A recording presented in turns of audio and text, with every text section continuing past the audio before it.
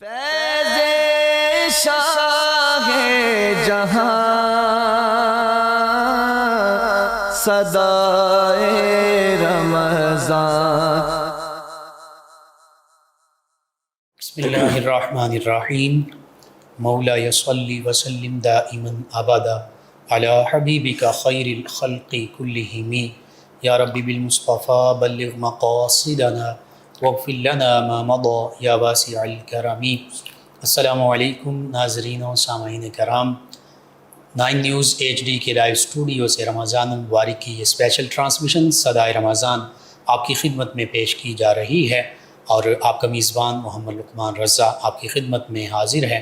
25 رمضان المبارک یوم وصال علامہ سید احمد سعید شاہ کاظمی علیہ الرحمہ، آپ کے حوالے سے آج خصوصی گفتگو ہوگی، اور ہمارے ساتھ شریک گفتگو ہوں گے ہمارے معزز مہمان، Islamic scholar, English department GC university جو ہے اس کے شعبہ انگلش لسانیات سے منسلک PhD انگلش کے حامل، اور علامہ سید احمد سعید کاظمی علیہ الرحمہ پر سیر حاصل انشاءاللہ ہم کوشش کریں گے گفتگو ہو، آپ کی زندگی کے جو نمایاں پہلو ہیں ان پر ضرور کلام کیا جائے، اور ان کے ساتھ آقا کریم رؤوف الرحیم علیہ الصلاۃ والتسلیم کی بارگاہ ناز میں گلہائے عقیدت پیش کرنے کے لیے موجود ہمارے مہمان ثنا خان جناب قاری محمد راشد محمود نقشبندی صاحب۔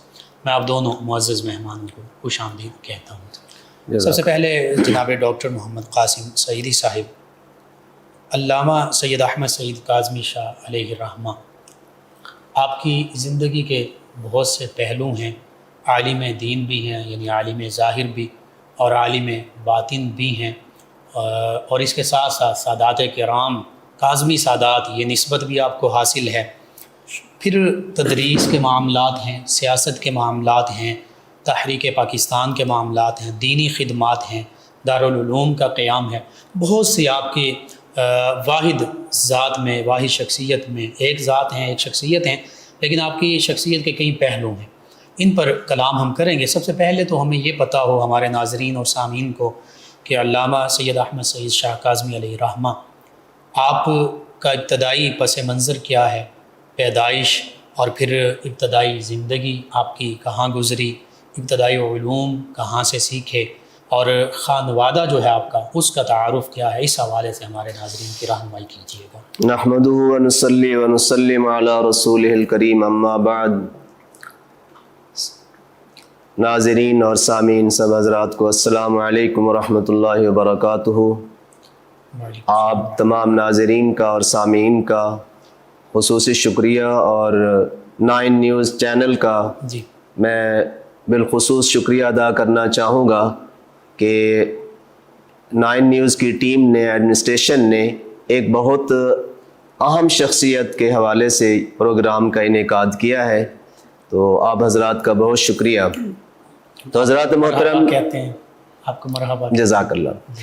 حضرات محترم، آج جس عنوان پہ ہم گفتگو کر رہے ہیں جی وہ ہے ایک ایسی شخصیت، جیسے آپ نے ارشاد فرمایا کہ ہمہ جہت اللہ اکبر، شخصیت ہے بے شک، اور ایک جامع شخصیت ہے۔ جی نام نامی اسم گرامی حضرت علامہ سید احمد سعید کاظمی نور اللہ مرقدہ، آمین۔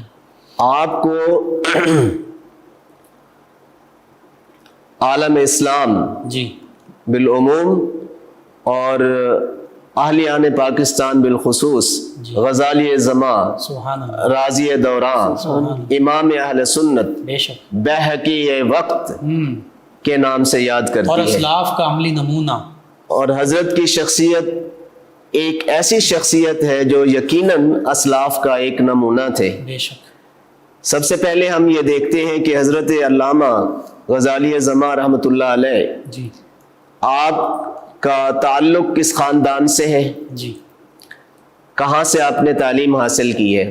تو یاد رکھیے، غزالی زماں، راضی دوران، امام اہل سنت جی حضرت علامہ سید احمد سعید کاظمی نور اللہ مرقدہ، جن کی کنیت ابو النجم ہے، سبحان اللہ۔ آپ رحمۃ اللہ علیہ امروہہ میں جو انڈیا کا ایک شہر ہے، اس وقت جب بر صغیر پاک و ہند اکٹھے تھے، جی امروہہ میں 1913 میں پیدا ہوئے۔ ٹھیک۔ یہ 13 مارچ کی تاریخ تھی، 13 مارچ 1913 کو امروہہ میں آپ پیدا ہوئے۔ مشہور ضلع ہے امروہہ۔ مشہور ضلع ہے امروہہ، اور جس خاندان میں پیدا ہوئے وہ خاندان بڑا عالی مرتبت ہے۔ اللہ اکبر۔ اس خاندان کا تعلق حضرت سیدنا امام موسیٰ کاظم رضی اللہ عنہ کے ساتھ ہے۔ سبحان اللہ، سبحان اللہ۔ لگ پھر بھگ یہی تعلق آگے جا کے سیدنا امام حسین امام حسین رضی اللہ عنہ کے ساتھ جڑتا ہے۔ 37 واسطے ایسے ہیں، 37 واسطوں سے حضرت کا تعلق امام موسیٰ کاظم رضی اللہ عنہ سے جا کر ملتا ہے۔ سبحان اللہ۔ آپ جس خانوادے میں پیدا ہوتے ہیں وہ خانوادہ انتہائی معزز، محترم اور علم، تقوی، طہارت، یہ جتنی خصوصیات ہیں سب کا حامل ہے۔ سبحان اللہ، سبحان اللہ۔ علمی گھرانہ ہے جی۔ اور روحانی گھرانہ ہے۔ اللہ اکبر۔ آپ کے والد محترم حضرت علامہ سید محمد مختار کاظمی اللہ رحمت اللہ تعالی علیہ ہیں۔ آپ کی والدہ محترمہ انتہائی تعلیم یافتہ، اس وقت کے دور کے مطابق اللہ اکبر۔ بالعموم اور خصوصی طور پر درس نظامی کی فاضلہ تھیں۔ سبحان اللہ، سبحان اللہ۔ آپ اس گھر میں پیدا ہوئے، لیکن یوں سمجھ لیں کہ قسمت کا لکھا ایسا تھا، جب آپ کی عمر پاک صرف 6 سال کی تھی تو آپ کے والد گرامی کا سایہ آپ کے سر سے اٹھ گیا، ان کا وصال ہو گیا۔ حضرت سید محمد مختار کاظمی رحمت اللہ علیہ کا وصال ہو گیا، تو گویا ایک طرح سے یتیمی کا دور شروع ہو گیا۔ لیکن آپ کے برادران مکرم تھے، جن میں سب سے بڑے بھائی حضرت سید محمد خلیل کاظمی سے رحمت اللہ علیہ، یہ برادر اکبر ہے، پھر انہوں نے ان کی تربیت کی۔ اچھا، وہی آپ کے استاد محترم ہیں، وہی معلم ہیں، وہی مربی ہیں، اور مرشد بھی وہی ہے، طریقت بھی انہی سے حاصل کی ہے۔ صحیح۔ اور اس کے ساتھ ساتھ آپ کی تربیت میں اور آپ کی تعلیم میں آپ کی والدہ محترمہ نے بھی بڑا ساتھ دیا، ان کا بھی بڑا ایک پارٹ ہے، انہوں نے خود بہت ساری کتابیں ان کو پڑھائی۔ تو پہلے نمبر پر ہے، ماں کی گود ہی پہلی درسگاہ ہوتی ہے بچے کے لیے۔ تو اور اندازہ کریں کہ آپ محنتی کتنے تھے، کتنی تگدو کرتے تھے، اپنے ابتدائی علوم کس محنت سے حاصل کیے ہیں، اور آپ کی گرفت تمام علوم پر کتنی تھی۔ اللہ اکبر۔ 1926 میں جب اس وقت آپ یہ سمجھ سکتے ہیں کہ صرف 13 سال عمر ہے، 13 سال کی عمر کے اندر تصنیف کی ہے آپ نے، اور ایک ایسے مسئلے پر جو اس وقت بڑا متنازع تھا اور انتہائی میں سمجھتا ہوں مشکل مسئلہ تھا، باعث نزاع تھا، کہ اللہ تبارک و تعالیٰ کے بارے میں لوگوں کے نظریات کچھ تبدیل تھے، کچھ اس طرح کے تھے کہ معاذ اللہ پاک جھوٹ بھی بول سکتا ہے، امکان کذب کی بات کرتے تھے، وعدہ خلافی کر سکتا ہے، جھوٹ بول سکتا ہے، نعوذ باللہ۔ تو آپ نے ان کے رد میں ایک کتاب تحریر فرمائی اس وقت 13 سال کی عمر میں، اندازہ کیجئے۔ تو میں تو سمجھتا ہوں کہ شاید یہ کرامت ہے آپ کی، اور کرم ہے آپ کے والدین کا اور آپ کے خاندان کا آپ پر، کہ 13 سال کی عمر میں ایک بچہ تصنیف بھی کر سکتا ہے کتاب، اور اعلیٰ پائے کی اور مشکل موضوع۔ کتاب کا نام ہے تسبیح الرحمن عن الکذب والنقصان۔ اللہ اکبر۔ کہ اللہ نام ہی یہ بتا رہا ہے کہ اللہ تعالیٰ کی تقدیس اور اللہ تعالیٰ کی پاکی بیان کرتے ہوئے کہ ہر عیب سے پاک ہے، نقصان سے پاک ہے، کہ اللہ پاک جھوٹ بولنے سے پاک ہے، نعوذ باللہ۔ اس طرح کی صفات اللہ تعالیٰ کی ذات کے ساتھ متصف کرنا انتہائی غلطی اور گستاخی ہے۔ اس پر آپ نے کتاب لکھی۔ اس کا تو معنی یہ ہوا کہ اسلام کی بنیادی اساس جو ہے اور توحید جو ہے وہ عقائد پر ہے، اور آپ اندازہ کریں کہ توحید پر بھی اگر حرف آ رہا ہے تو اس سے بڑھ کر اور کیا ہماری بدقسمتی ہو سکتی ہے۔ تو 1929 میں آپ 16 سال کی عمر میں فارغ و تحصیل ہو جاتے ہیں۔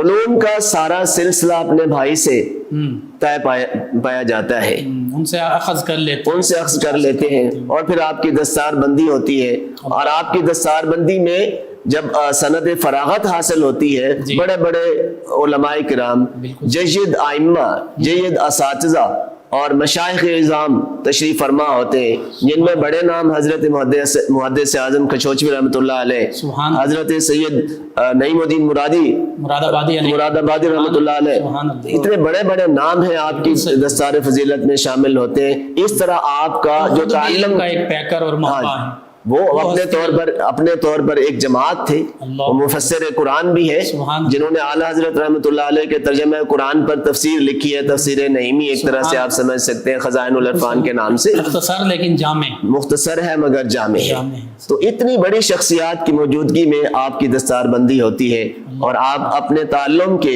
اور اپنے لرننگ کے اس پروسیس سے جو ایجوکیشن کا سفر ہے مکمل ہو جاتا ہے۔ اس کے بعد آپ کا سفر شروع ہوتا ہے تدریس کا۔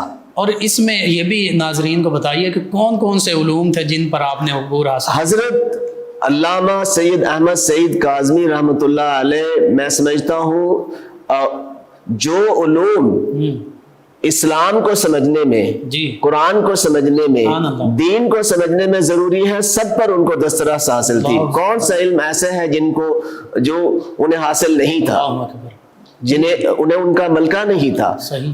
حدیث ہو، تفسیر ہو، علم لغت ہو، معانی ہو، بیان ہو، بدیع ہو، اصول حدیث ہو، صرف ہو، نحو ہو، یہ سارے علوم، علم مناظرہ ہو، اللہ اکبر، اللہ اکبر، منطق، بلاغت، فلسفہ، ہر طرح کے علوم آپ کو حاصل تھی، سبحان اللہ، جو خاص طور پر قرآن و سنت کے ساتھ منسلک ہے۔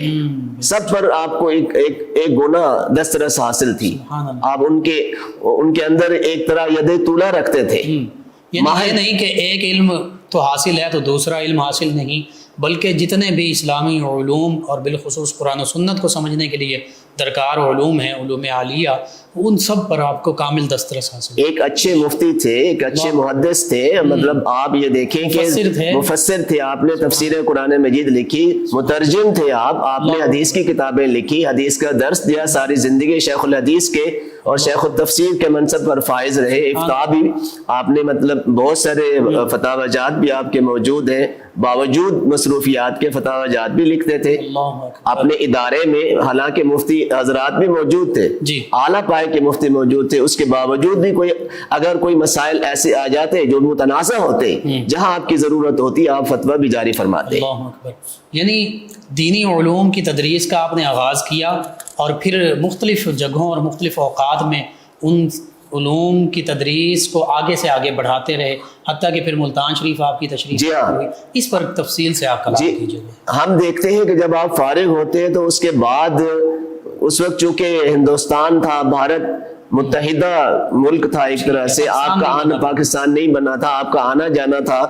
1930 کا یا 1931 کا یہ دور ہے، آپ شہر اولیاء، مدینۃ الاولیاء لاہور میں تشریف لاتے ہیں، حضرت داتا پاکی رحمۃ اللہ علیہ کے نگری میں تشریف لاتے ہیں۔ یہاں علماء کرام سے ملاقاتیں ہوتی ہیں، لوگ بڑے متاثر ہو جاتے ہیں کہ آپ کا علم و فن ہے، آپ کو وہاں دعوت دی جاتی ہے، تو سب سے پہلے جامعہ نعمانیہ میں تشریف لاتے ہیں، وہاں آپ تدریس فرماتے ہیں۔ اس کے ساتھ ساتھ آپ کی ملاقاتیں اس وقت کے آپ کے جو ہمعصر علماء تھے یا آپ سے پہلے کی مطلب جید علماء تھے، ان سے ملاقاتیں ہوتی ہیں۔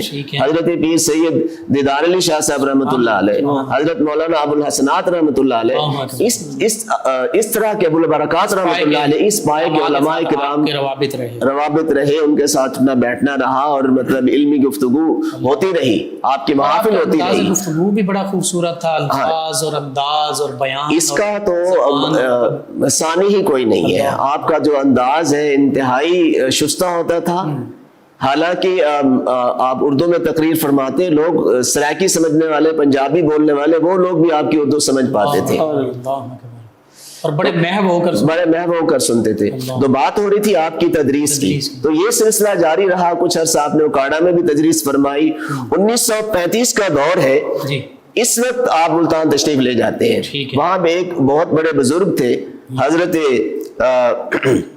سید نفیر عالم رحمت اللہ تعالی علیہ، آپ ان کی خدمت میں حاضر ہوتے تھے۔ وہ بھی شاید آپ کے برادر مکرم کے کہنے پر یا ان کے ارشاد فرمانے پر جی کہ ان کی زیارت کیا کریں، آپ تشریف لے جاتے ہیں، اللہ ان سے ملتے جلتے ہیں، وہ آپ سے بڑی محبت فرماتے، بڑا لطف فرماتے، اور ہر سال وہ حضرت عرس کیا کرتے تھے حضرت خواجہ معین الدین اجمیری رحمۃ اللہ علیہ کا، تو آپ کی تقریر ہوتی تھی، وہاں تشریف لے جاتے، تقریر فرماتے، تو ایک دفعہ پھر انہوں نے ارشاد فرمایا کہ آپ ملتان ہی آ جائیں، اللہ، تو ان کے کہنے پر ارشاد فرمانے پر آپ نے پھر ملتان میں قیام فرمایا۔ یعنی آپ سے اتنی محبت تھی اور آپ کا انداز بیان ایسا پسند تھا کہ وہ چاہتے تھے کہ ہمارے ہی ہو کر رہ جائیں، یہی پھر اس کے ساتھ ساتھ حضرت موسیٰ پاک شہید رحمۃ اللہ علیہ جو پیران پیر کا ایک بہت بڑا دربار ہے، بڑا مسلک ہے سلسلہ عالیہ قادریہ کا، جی، تو وہاں کے جو بزرگ تھے حضرت سید صدر الدین رحمۃ اللہ تعالی علیہ، ان کے ساتھ آپ کی ملاقات ہوئی، تو ان سب حضرات نے آپ کو دعوت دی ملتان آنے کی، آپ ملتان تشریف لے گئے، کرائے کا مکان لیا آپ نے، وہاں درس و تدریس شروع کر دیا، اور آپ کی تقاریر اور آپ کے دروس شروع ہو گئے۔ بالکل صحیح، دروس قرآن بہت ساری مساجد میں آپ نے دیے، دروس حدیث دیے، مشکات شریف پر آپ نے بہت بڑا ایک وقت گزارا درس کا، سبحان اللہ، تو وہاں یہ سلسلہ جاری رہا۔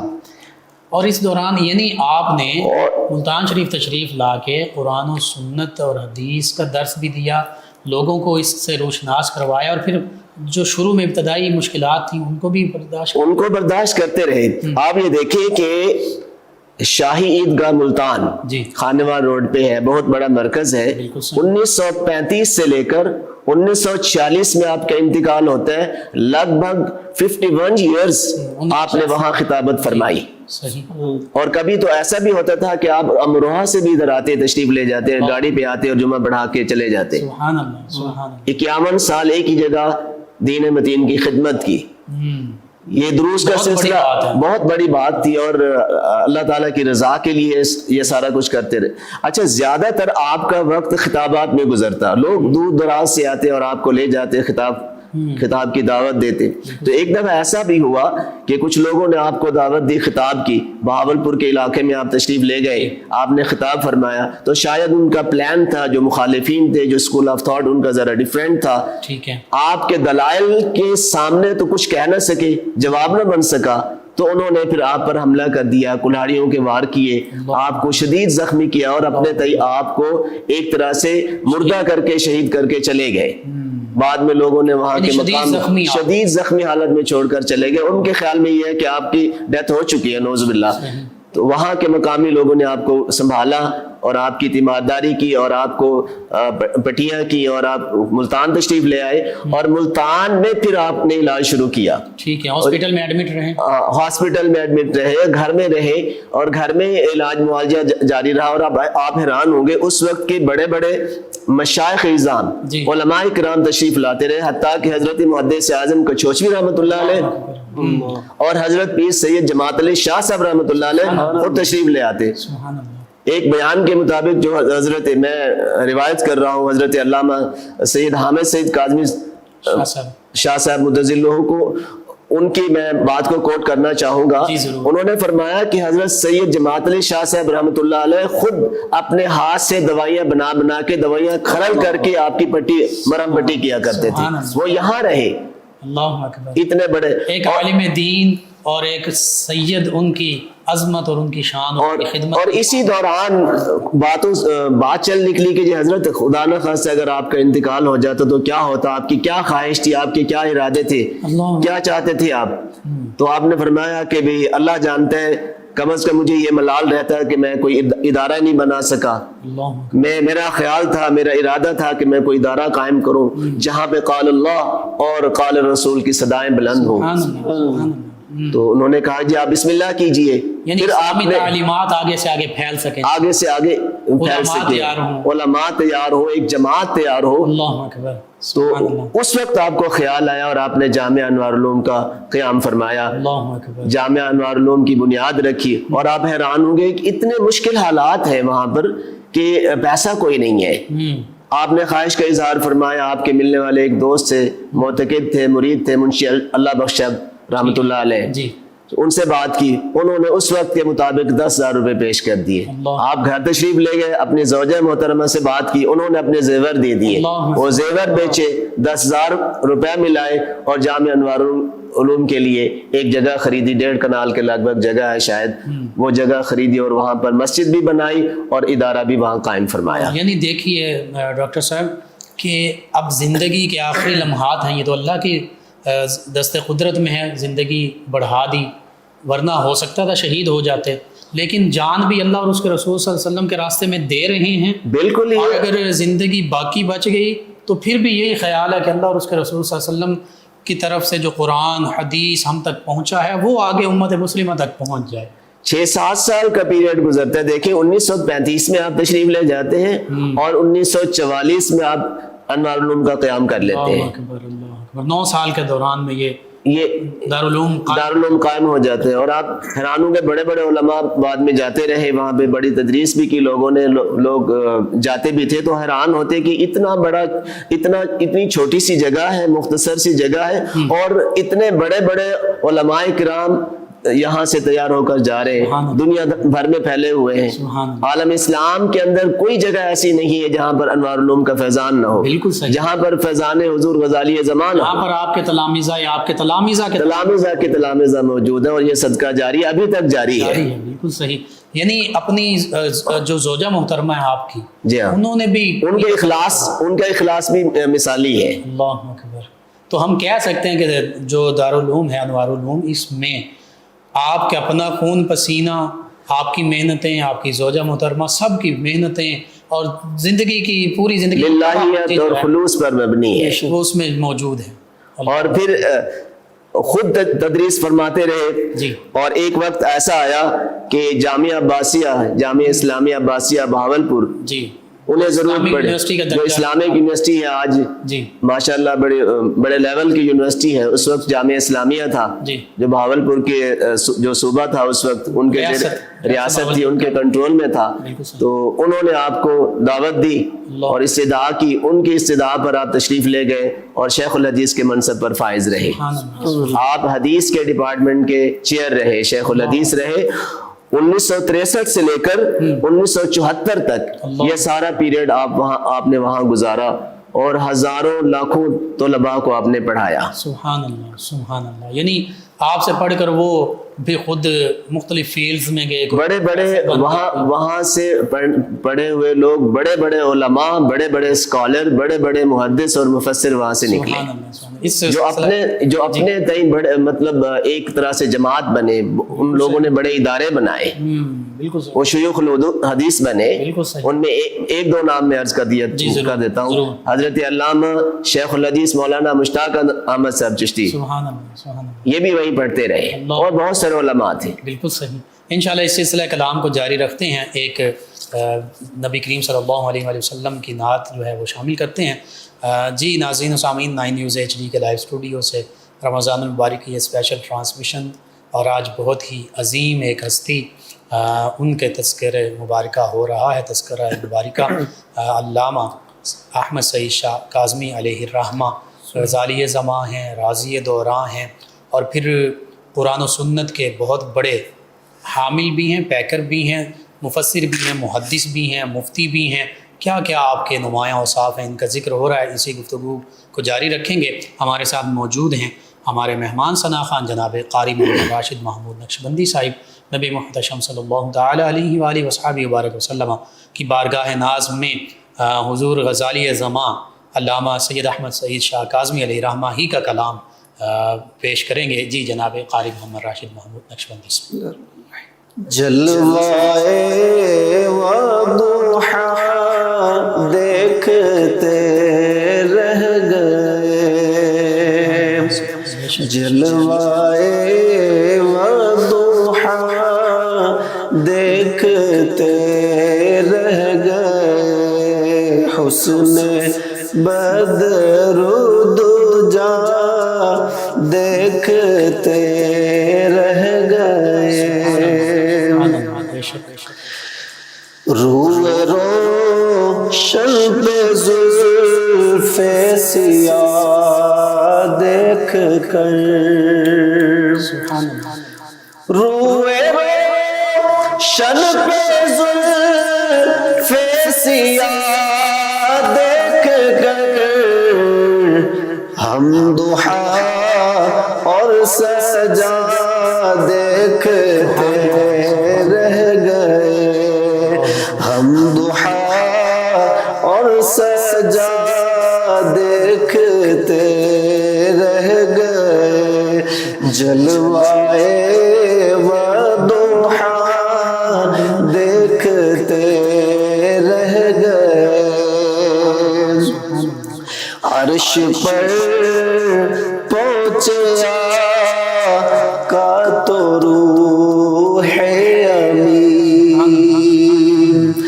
عرش پر پہنچے آقا تو روح امین، عرش پر پہنچے آقا تو روح امین، سدرۃ المنتہا دیکھتے رہ گئے، سدرۃ المنتہا دیکھتے رہ گئے، جلوائے وضحا دیکھتے رہ گئے، حسن اقرا تو دیکھا تھا جبریل نے، حسن اقرا تو دیکھا تھا جبریل نے، حسن اقرا تو دیکھا تھا جبریل نے،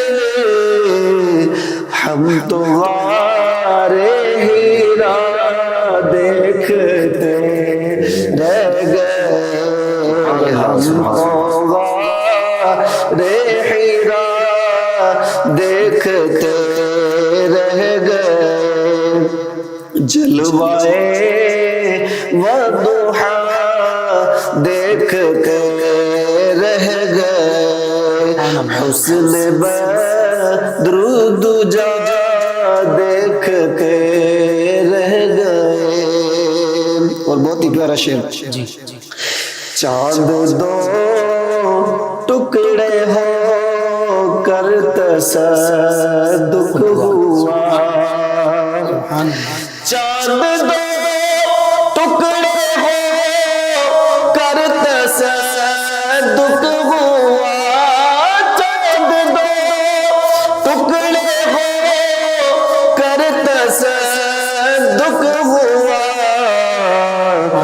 دشمن مصطفیٰ دیکھ کے رہ گئے، دشمن مصطفیٰ دیکھتے رہ گئے، جلوائے وضحا دیکھتے رہ گئے، حسن بدر دجا دیکھتے رہ گئے۔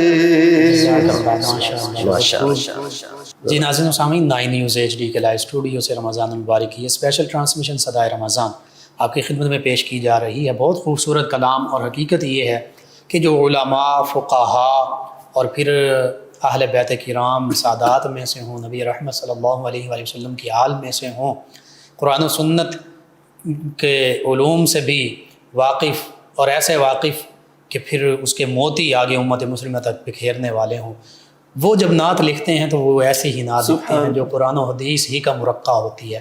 اب اس نعت میں بھی دیکھیے نبی رحمت صلی اللہ علیہ وآلہ وسلم کے معجزات، آپ کے خصائل کا ذکر ہوا تو وہ قرآن و حدیث ہی کے حوالے سے ہے۔ سبحان اللہ، یہ ان عظیم ہستیوں کا شعار تھا اور ان کی یہ خصوصیت تھی۔ آج بھی ہمارے شعراء کو، علماء کو، اور حتیٰ کہ اسٹوڈنٹس جو ہیں، طلباء جو ہیں، ان کو بھی ان عظیم ہستیوں کے نقش قدم پر چلنا یہ آج ہمارے لیے آج بھی ضروری ہے۔ اگر آج ہم ان عظیم ہستیوں کے نقش قدم پر چلنا شروع کر دیں تو پھر مسلمان جو ہیں اسی طرح دوبارہ علوم میں، فنون میں، نبی رحمت صلی اللہ علیہ وآلہ وسلم کی محبت میں، ہر شعبے میں دوبارہ اوج کمال حاصل کر سکتے ہیں۔ جی ناظرین، غزالی زماں، راضی دوراں، حضور علامہ سید احمد سعید شاہ کاظمی علیہ رحمہ آپ کے تذکار مبارکہ ہو رہے ہیں۔ ڈاکٹر محمد قاسم سعیدی صاحب جو اپلائیڈ لنگوسٹکس شعبہ انگلش لسانیات جس یونیورسٹی سے ہمارے ساتھ شریک گفتگو، ہمارے معزز مہمان۔ جی ڈاکٹر محمد قاسم سعیدی صاحب، علامہ علیہ رحمہ آپ کے زندگی کے حیات مبارکہ کے مختلف نمایاں جو پہلوؤں پر گفتگو ہو رہی ہے، دینی خدمات کا ذکر ہوا، دینی خدمات کے حوالے سے اور آپ کے ذہن میں جو چیزیں ہوں ان پر بھی کلام کیجیے، اور پھر اس کے ساتھ ساتھ جو آپ کی سیاسی فکر تھی، سیاسی خدمات ہیں، تحریک پاکستان کا معاملہ آتا ہے، ختم نبوت کا معاملہ آتا ہے، اس حوالے سے پھر آپ نے اس پلیٹ فارم پہ جو خدمات سر انجام دی اس کا بھی تذکرہ کریں۔ حضرات محترم، جیسے ہم پہلے بات کر چکے ہیں کہ ہماری جو ممدوح شخصیت ہیں جی حضرت علامہ سید احمد سعید کاظمی رحمۃ اللہ تعالی علیہ، جی وہ ہمارا پہلو شخصیت بے ہے۔ شک بے شک۔ ان کی شخصیت کے جہاں علمی پہلو ہیں، جہاں روحانی پہلو ہیں، جی اس کے ساتھ ساتھ سیاسی اور فکری پہلو بھی ہے۔ بے شک۔ حضرت قبلہ رحمۃ اللہ علیہ تحریک پاکستان کے ایک سرگرم کارکن تھے۔ اللہ اکبر۔ آپ باقاعدہ مسلم لیگ میں شامل بھی ہوئے، آپ ان کے مسلم لیگ کے ممبر بنے اللہ اکبر۔ اور ورکر کے طور پر کام کیا، ایک سیاسی ورکر کے طور پر کام کیا، اور حضرت قائد اعظم محمد علی جناح رحمۃ اللہ علیہ کے ساتھ آپ کی خط و کتابت رہی، اور حضرت علامہ اقبال رحمۃ اللہ تعالی علیہ کے سامنے تو آپ نے ایک دفعہ خطاب بھی فرمایا میلاد النبی صلی اللہ علیہ وآلہ وسلم کے موضوع پر، اور آپ نے حضرت علامہ اقبال رحمۃ اللہ علیہ نے بڑی تعریف فرمائی، توصیف فرمائی اور دعا دی۔ آپ رحمۃ اللہ علیہ اگر ہم دیکھیں جی جو ایک طرح سے تحریک پاکستان کیا ہے، تحریک آزادی ہے، بالکل صحیح۔ اور آپ سمجھتے ہیں کہ مسلمان کے لیے غیروں سے آزادی حاصل کرنا ضروری ہے، بالکل صحیح۔ آپ نے اس میں بہت بڑا کردار ادا کیا۔ جی علماء اہل سنت کے ساتھ، زعماء ملت کے ساتھ، جی اور مشائخ اہل سنت کے ساتھ آپ نے مل کر سنی کانفرنسز کا انعقاد کیا، بڑی بڑی سنی کانفرنسز ہوئی۔ صحیح ہے۔ بنارس سنی کانفرنس جو ہے بڑی مشہور آل تھی، انڈیا سنی آل انڈیا بنارس سنی کانفرنس، 1946 میں غالباً۔ ہاں جی، اس میں شامل ہوئے، اللہ اکبر۔ اور ملتان میں رہ کر اپنے دوستوں کے ساتھ مل کر پاکستان کے قیام کے لیے بڑی جد و جہد کرتے رہے۔ صحیح۔ جب پاکستان، یعنی ہم کہہ سکتے ہیں کہ بالخصوص جنوبی پنجاب میں آپ نے تحریک پاکستان کے لیے بہت اہم کردار ادا کیا، اور نہ صرف یہ کہ بھی آپ پاکستان بن گیا اور آپ خاموشی کے ساتھ بیٹھ گئے، بلکہ قیام پاکستان کے بعد جی ملک پاکستان کے اندر نظام مصطفیٰ کے نفاذ کے لیے بھی کوشاں رہے، حتیٰ کہ جب دستور لکھا جا رہا تھا پاکستان کا 1956 میں، جی تو آپ نے اس دستور سازی کے اندر بھی اپنی جدوجہد کی، اپنا کردار ادا کیا کہ پاکستان کا قانون کیسے ہونا چاہیے۔ بالکل صحیح۔ پھر سیاسی طور پر جب آپ نے محسوس کیا کہ مسلم لیگ اپنے اس مینیفیسٹو سے، منشور سے اپنے منشور سے ہٹنے لگی ہے، جی تو پھر آپ نے علماء کرام کو جمع کیا اور جمعیت علماء پاکستان کی بنیاد رکھی، جن میں اور بھی علماء کرام موجود تھے، حضرت خواجہ قمر الدین سیالوی رحمۃ اللہ علیہ موجود تھے، بہت سارے بزرگ مشائخ اعظام موجود تھے، علماء مشائخ موجود تھے، علامہ ابو الحسنات قادری صاحب رحمۃ اللہ علیہ موجود تھے، ان کے ساتھ مل کر جمعیت علماء پاکستان کی بنیاد رکھی، سبحان اللہ، اور اس میں آپ نے بڑا کردار ادا کیا، اس میں عہدہ بھی آپ کے پاس رہا۔ پھر ایک دور ایسا ہے کہ مذہبی طور پر اور مسلکی طور پر ضرورت محسوس ہوئی تو آپ نے جماعت اہل سنت کا قیام عمل میں لایا، آپ اس کے باقاعدہ صدر رہے، اور اس وقت آپ کے صاحبزادہ جانشین امام اہل سنت حضرت علامہ سید مظہر سعید کاظمی دامت برکاتہم العالیہ جماعت اہل سنت کے امیر ہیں اس وقت۔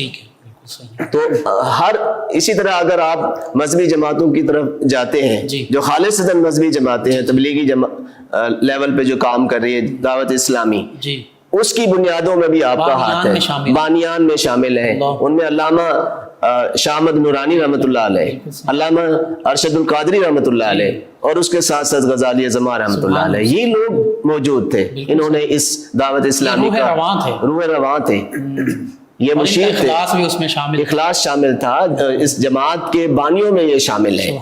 پھر انجمن طلباء اسلام ہے، انجمن اساتذہ ہے، بہت ساری تنظیمات کی آپ نے بنیاد رکھی، اور سب سے بڑھ کر آپ یہ دیکھیں کہ اہل سنت و جماعت جو ایک پورے پاکستان میں پھیلی ہوئی ہے، اور اس کے مدارس ہیں، ادارے ہیں، بڑے بڑے ادارے ہیں، جامعات ہیں، تو ان کو متحد کیا، ٹھیک ہے، ایک ادارہ قائم کیا، تنظیم المدارس اہل سنت پاکستان کی، ایک تنظیمی لڑی میں پرویا، اور جس طرح ایک نظام ہے بورڈز کا، یونیورسٹیز کا امتحان کا جو نظام ہے وہ قائم کیا، ایک امتحانی بورڈ قائم کیا، باقاعدہ طور پر وہاں سے سند جاری ہو، آپ اس کے بھی بانی بھی تھے اور آپ صدر بھی رہے، تو بہت بڑا آپ کا ایک رول ہے، میں سمجھتا ہوں ملی طور پر بھی۔ اچھا پھر دیکھیں فکری طور پر آپ نے اپنے افکار کو کیسے پھیلایا، جہاں ایک طرف ادارہ بنایا، انوار العلوم کا قیام کیا، آپ نے خطابات کی، جگہ جگہ خطابات کی، آپ نے دروس دی ہے قرآن و سنت کے، اور اس کے ساتھ ساتھ آپ نے ماہنامہ سعید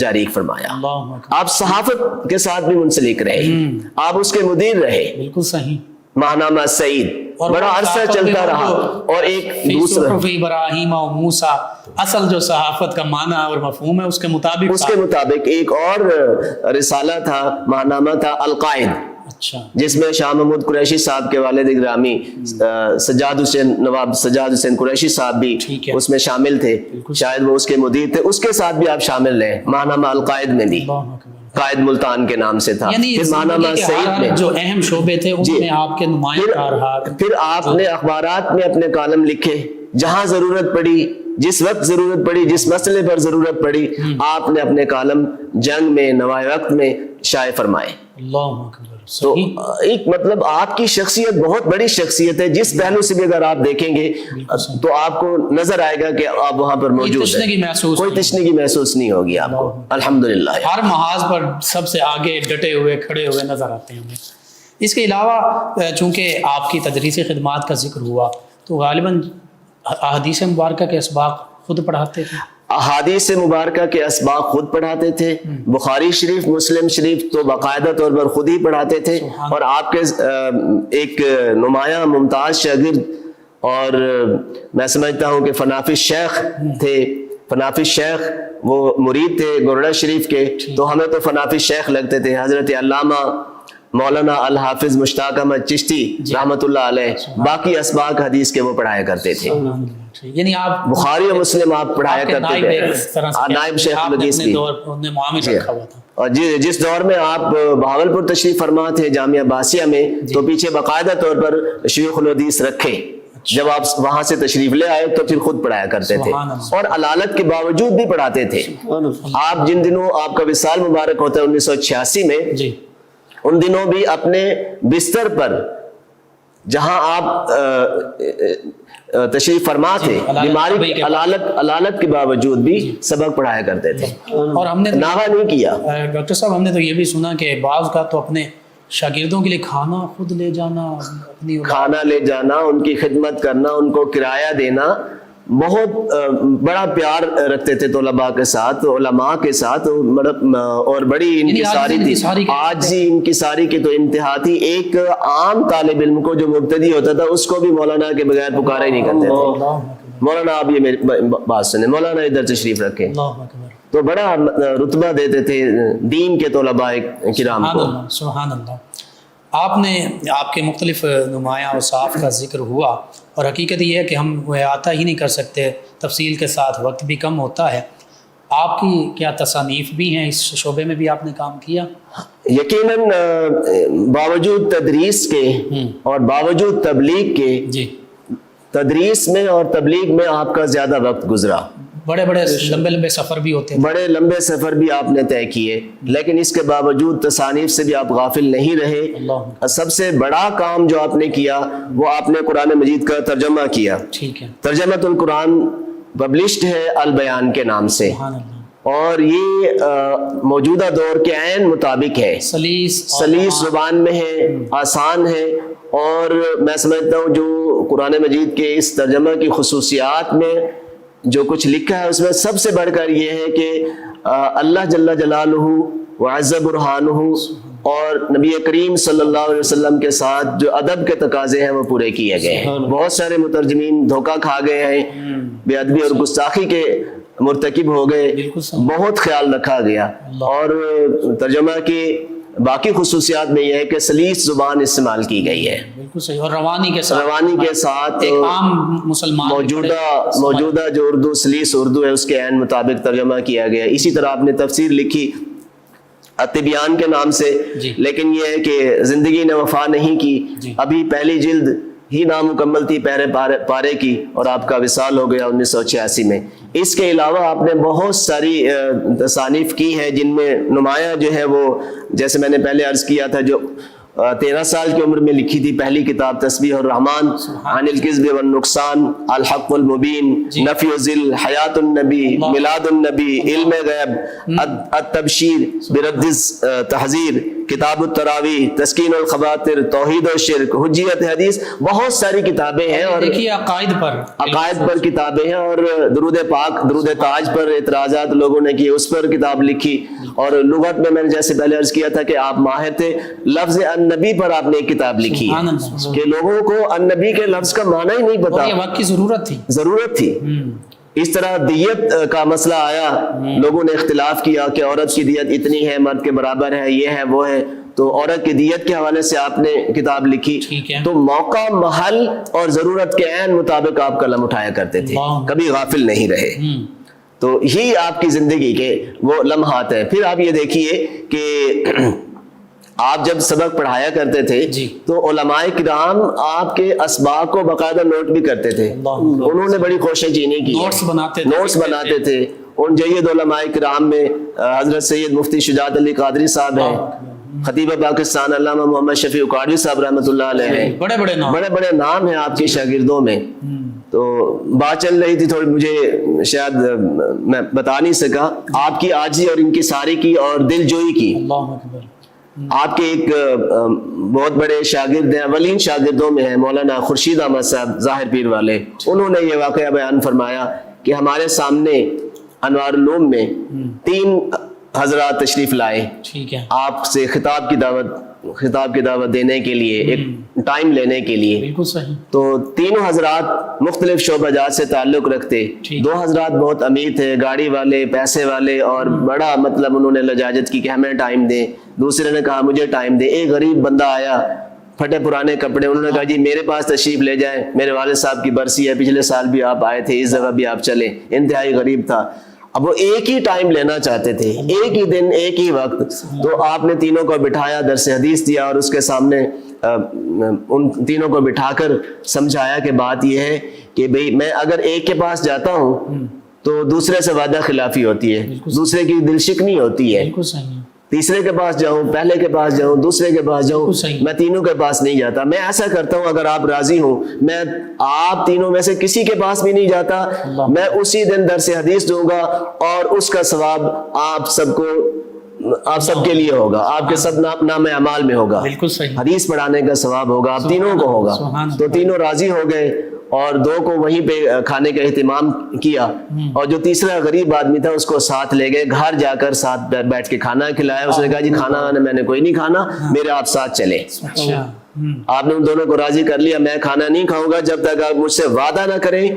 وہ کہیں دور دیہات میں، بہاولپور کے دیہات میں رہتا تھا، جہاں پر جانا بھی بہت مشکل تھا، شاید کس سواری پہ آپ تشریف لے گئے، بہت مشکل سفر تھا، مشکلات تھیں۔ باقاعدہ طور پر مولانا فرماتے ہیں، مولانا خورشید احمد صاحب، کہ میں نے اور مولانا خدا اظہر صاحب تھے ان کے شاگرد، اولین شاگردوں میں، ان دونوں نے عرض کی حضور یہ تو پچھلے سال بھی ہم آپ کے ساتھ گئے تھے، بلا کٹھن سفر ہے، آپ چھوڑے۔ آپ نے فرمایا نہیں، میں نے اس کی دلجوئی کرنی ہے، غریب آدمی ہے، میں نے جانا ہے۔ پھر ان کے ساتھ وعدہ کیا، کھانا کھلایا اور پھر تشریف لے گئے. اور دوسرے دونوں آدمیوں کو بھی راضی کر لیا. راضی کر لیا تھا, ان کو آمادہ کر لیا تھا کہ بھی آپ راضی ہو جائے. اللہ اکبر. تو مطلب بہت عاجزی انکساری کرنے والی شخصیت تھی. بے شک بے شک. ہر بندہ یہ سمجھتا تھا, ہر بندے کے ساتھ پیار محبت عطا فرمایا. پیار محبت ہر ایک بندے کے ساتھ ہے. جو بھی ملتا وہ سمجھتا کہ شاید مجھ سے زیادہ آپ کو مطلب مجھ سے زیادہ پیار ہے, سبحان اللہ. مجھ سے زیادہ قربت ہے آپ کی. علماء کرام کا بہت احترام کرتے ہو. سبحان اللہ. کوئی شخص اگر آپ کے سامنے کسی عالم کا بغیر لقب کے نام لے لیتا تو ناراض ہو جاتے. اللہ اکبر. اللہ. پھر علمی گرفت ہر بات پر کرتے, ادھار نہیں رکھتے تھے. ایک شخص نے لفظ محبت کہا تو فوراً فرمایا ہاں جی آپ حافظ قرآن ذرا پڑھیے نا. وَأَلْقَيْتُ عَلَيْكَ مَحَبَّةً مِّنِّي. گاڑی میں سفر کر رہے, ایک عالم صاحب جو ہے فرقہ مخالف کے تھے, تو بات چل نکلی ان کے پاس, ایک اشتہار تھا, اشتہار چھپا جی کہ دور و نزدیک سے سننا اللہ تعالیٰ کی صفت ہے. تو ان سے آپ نے فرمایا کہ مولانا آپ نے یہ اشتہار لکھا, مجھے اعتراض کوئی نہیں, مجھے اس بات پہ اعتراض ہے, مجھے ذرا سمجھائیے گا کیا اللہ تعالیٰ سے بھی کوئی چیز دور ہے؟ جب آپ یہ لکھتے ہو کہ دور و نزدیک سے سننا اللہ کی صفت ہے, کیا دور سے بھی اللہ سنتا ہے, اللہ سے بھی کوئی چیز دور ہے؟ وہی انہوں نے غلطی مانی کہ ہاں جی ہم سے غلطی ہو گئی, ہم نے اس بات پہ دھیان ہی نہیں کیا کہ اللہ تعالیٰ کی ذات کے نزدیک تو کوئی چیز نہ دور ہے نہ قریب ہے. دور اینما تولوا فثم وجہ اللہ. انی وجہت وجہی للذی فطر. سبحان اللہ. سبحان اللہ. تو بڑا مطلب ان کے ہاں ایک میں سمجھتا ہوں کہ بہت کامل شخصیت تھی آپ کی. یعنی ڈاکٹر صاحب اس حوالے سے میں ایک بار یہ سمجھاؤں کہ علماء اہل سنت بالخصوص نبی کریم صلی اللہ علیہ وآلہ وسلم, اہل بیت کرام, صحابہ کرام علیہ رضوان, ان کے حوالے سے تو محبت ادب کا پہلو ہمیشہ مد نظر رکھتے ہیں. اس سے بڑھ کر بعض اوقات توحید کے حوالے سے اعتراض کیا جاتا ہے. دیکھیے توحید اصل سکھا ہی یہی رہے ہیں.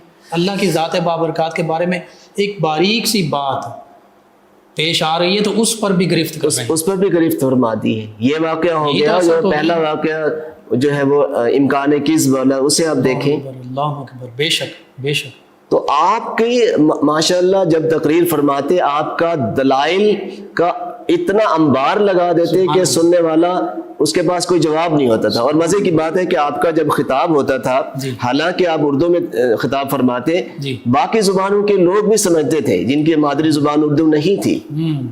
آپ کا انداز بیان بہت میٹھا, بہت میٹھا اور بہت شیریں ہوتا تھا, لہجہ بہت اچھا ہونا, اور نبی پاک صلی اللہ علیہ وسلم کے ساتھ عشق و محبت تو بہت زیادہ تھا. ہر بات کہنے کے بعد درود پاک آپ پڑھتے تھے. بہت پیار تھا, صحیح معنوں میں عاشق رسول تھے. آپ اپنے طور پر ایک جماعت تھے, ایک انجمن تھے.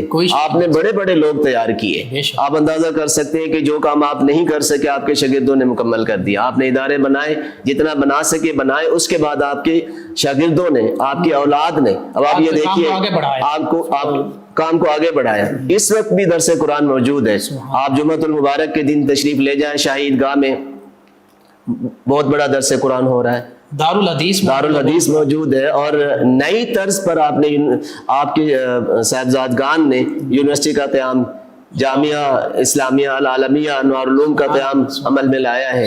تو اسی طرح آپ کے شاگردوں نے کام کو چلایا. سب سے بڑھ کر حدیث میں حضرت مولانا علامہ غلام رسول سعیدی رحمۃ اللہ علیہ نے حدیث پہ کام کیا, اور بہت سے شاگرد آپ کے موجود ہیں. ہاں, طبیان القرآن, ان کا حدیث پر تفسیر پر بڑے آپ کے شاگردوں نے کام کیے ہیں. تو مطلب میں سمجھتا ہوں کہ انہوں نے رجال کار تیار کیے ہیں, مدرسین تیار ہوئے, مبلغین ہیں, حتیٰ کہ یونیورسٹی کالجز لیول تک بھی آپ کے تلامذہ یا تلامذہ کے آگے تلامذہ جو ہیں وہ پہنچے. بہت بڑا نیٹ ورک آپ دے گئے ہیں عالم اسلام کو. آپ کے وصال کے حوالے سے, وصال پرملال جو ہے اس پر جی, حضرت غزالی زماں راضی دوران علامہ احمد سعید کاظمی رحمۃ اللہ تعالی علیہ کا وصال مبارک رمضان المبارک میں ہوا. 25 رمضان 1986 تھا, 25 رمضان کو آپ کا وصال ہوا. اور رات بھی بنتی ہے, پھر رمضان المبارک 25 کو آپ کا وصال ہوا, 26 کو آپ کا جنازہ ہوا, تو 27ویں شب آپ کی قبر مبارک پہ آئی. قبر مبارک میں آپ کی 27ویں شب ہے, اور الحمدللہ کہتے ہیں کہ یہی لیلۃ القدر آپ کو نصیب ہوئی, رمضان المبارک نصیب ہوا. اور آپ یہ دیکھیں کہ آخر دم تک سبق بھی پڑھاتے رہے، عبادات بھی بجا لاتے رہے، اور جو امور ان کے دینی تھے ان کو مکمل کرتے رہے۔ اللہ اکبر، اللہ اکبر۔ اس سے اللہ پھر تعالیٰ ہمارے لیے ڈاکٹر صاحب، ہمارے لیے نوجوانوں کے لیے، امت مسلمہ کے لیے بالخصوص، چاہے اسکول کالج یونیورسٹیز کے اسٹوڈنٹس ہیں یا مدارس کے طلباء ہیں، ان کے لیے اس میں آپ کی زندگی میں کیا درس موجود ہے، سبق موجود ہے، پیغام کیا؟ حضرت مفتی صاحب، میں اپنے ناظرین کو، اپنے دوستوں کو اور اپنے طلباء کو اور اپنے بزرگوں اور بھائیوں کو یہ کہنا چاہوں گا کہ حضرت غزالی زمان رحمۃ اللہ علیہ کی شخصیت ہمارے لیے ایک مشعل راہ ہے۔ بالکل صحیح۔ آپ کی زندگی، آپ یہ دیکھیں کہ زندگی میں جو وہ کام کر چکے ہیں ہم سارے مل کر بھی نہیں کر پا سکتے، بالکل صحیح۔ اتنا انہوں نے کام کیا۔ سب سے پہلی چیز محنت ہے، اور اس کے بعد دین کے ساتھ للہیت ہے، خلوص ہے۔ بے شک، بے شک۔ آپ یہ دیکھیں کہ عام طور پر آپ نے مریدین کو وظائف بتاتے تو سب سے پہلی بات وہ نماز کی کرتے اللہ اکبر، کہ نماز نہیں چھوڑنی، جو بندہ نماز چھوڑے گا وہ میرا مرید ہی نہیں ہے۔ بالکل صحیح۔ پھر جو ہمارے باقی مسائل ہیں جی، زندگی کے، ان کے بارے میں ان کو آگاہ کرتے ہیں، خاص طور پر سود کے بارے میں، جو بندہ سود کھائے گا میرا مرید نہیں ہوگا۔ اللہ اکبر۔ ایک دوسرے کے ساتھ پیار کریں، محبت کریں، نماز کا قیام کریں، اللہ اکبر۔ اور مسلک کے حوالے سے، عقائد کے حوالے سے پختگی تھی، قرآن و سنت کے قرآن و سنت کے مطابق چلنا ہے۔ اور آپ اکثر فرمایا کرتے تھے کہ اعلیٰ حضرت امام احمد رضا رحمۃ اللہ علیہ کا مسلک ہی میرا مسلک ہے، سبحان اللہ، اسی کے ساتھ جڑے رہنا۔ سبحان اللہ، سبحان اللہ۔ جی ناظرین، بہت عظیم ہستی، مفسر، محدث، مدرس، مبلغ، صحافی، شاعر، ادیب، مبلغ، کیا فقیہ، کون سے شعبہ جات ایسے ہیں جن میں آپ کا کام نہیں ہے۔ اور حقیقت یہ ہے کہ آج کے ہمارے علماء، مشائخ، اور پھر نوجوان نسل، اور پھر اسٹوڈنٹ، سبھی کے لیے آپ کی زندگی جو ہے وہ مشعل راہ ہے کہ کیسے محنت کے ساتھ آپ نے دین کے، اور بظاہر جنہیں دنیا ہم کہتے ہیں حقیقت میں وہ بھی دین ہی ہیں، اخلاص کے ساتھ، اور جب مسلمانوں کے بہتری کے لیے اس میں کام کیا جاتا ہے وہ بھی دین ہی ہوتا ہے، اس پر آپ نے کام کیا۔ اللہ رب العزت سے دعا ہے اللہ تعالیٰ آپ کی یہ کاوشیں بھی قبول فرمائے، اور ہماری آپ کی بارگاہ میں جو یہ حاضری ہے یہ بھی قبول فرمائے۔ جی ناظرین سامعین، 9 نیوز HD کے لائیو اسٹوڈیو سے رمضان المبارک کی اسپیشل ٹرانسمیشن صدائے رمضان کا آج کا پروگرام اختتام پذیر ہوتا ہے۔ اپنے میزبان محمد لقمان رضا، ہمارے معزز مہمان اور ہماری ٹیم کو اجازت دیجیے، اللہ نگہبان۔ آخر میں جناب قاری محمد راشد محمود نقشبندی صاحب نبی رحمت صلی اللہ علیہ وآلہ وسلم کی بارگاہ اقدس میں الہائے عقیدت پیش کریں گے۔ جی جناب قاری محمد راشد محمود نقشبندی صاحب۔ مصطفیٰ نظر کرم فرمائیں گے، مصطفیٰ نظر کرم فرمائیں گے، مصطفیٰ نظر کرم فرمائیں گے، مصطفیٰ نظر کرم فرمائیں گے، ایک دل ہم بھی مدینے جائیں گے، ایک دل ہم بھی مدینے جائیں گے، مصطفیٰ نظر کرم فرمائیں گے، مصطفیٰ نظر کرم فرمائیں گے، اور ساقی کوثر کرم فرمائیں گے،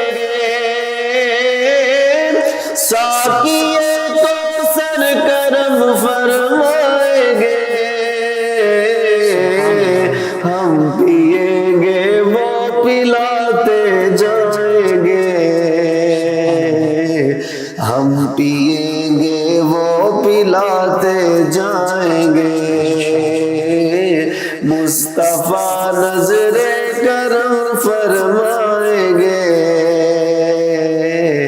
ایک دل ہم بھی مدینے جائیں گے، اور شبیر جان فاطمہ، شبیر جان فاطمہ،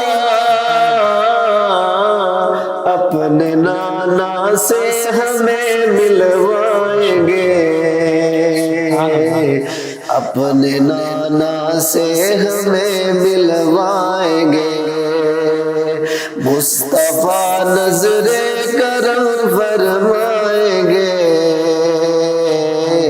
ایک دن ہم بھی مدینے جائیں گے۔ اور شبیر کے نانا ہے وہ، شبیر کے نانا ہے وہ، تا قیامت ان کا صدقہ کھائیں گے، تا قیامت ان کا صدقہ کھائیں گے، کھائیں گے۔ مصطفیٰ نظر کرم فرمائیں گے، ایک دن ہم بھی مدینے جائیں گے۔ اور بہت ہی پیارا شعر، سبز گنبد پر نظر جب جائے گی، سبز گنبد پر نظر جب جائے گی، کام سب بگڑے ہوئے بن جائیں گے، کام سب بگڑے ہوئے بن جائیں گے، کیونکہ مصطفیٰ نظر کرم فرمائیں گے، ایک دن ہم بھی مدینے جائیں گے۔ اور بکتا جاگ اٹھے گی میری قسمت علیم، جاگ اٹھے گی میری قسمت علیم، جب قدم ان کے میرے گھر آئیں گے، جب قدم ان کے میرے گھر آئیں گے، مصطفیٰ نظر کرم فرمائیں گے، ایک دن ہم بھی مدینے جائیں گے۔ سبحان اللہ، سبحان اللہ۔ جزاک اللہ۔ فیض شاہ جہاں صدائے رمضان